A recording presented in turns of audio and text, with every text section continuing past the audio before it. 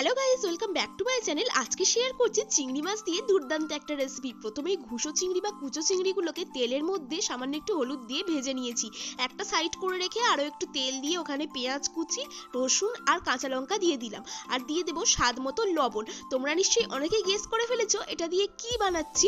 হ্যাঁ, এটা দিয়ে আজকে বানাবো আমি ভর্তা। সবকিছু ভাজা হয়ে গেলে এবার এটাকে ঠান্ডা করে নিয়ে মিক্সির জারেতে নিয়ে নিয়েছি। এবার এটাকে বেটে নেবো।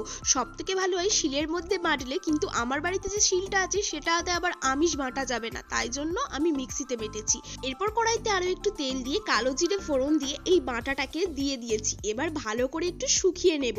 এর মধ্যে একটু কালারের জন্য আমি একটু লঙ্কার গুঁড়ো ইউজ করেছি।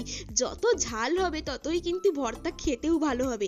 নামানোর আগে অল্প একটু ধনেপাতা দিয়ে নিলেই রেডি আমাদের চিংড়ি মাছের ভর্তা। তোমরাও কিন্তু বাড়িতে ট্রাই করতে ভুলো না। রেসিপিটা ভালো লাগলে ভিডিওটাকে লাইক করে চ্যানেলটা সাবস্ক্রাইব করে দিও। আরো একটা রেসিপি নিয়ে দেখা হবে। বাই।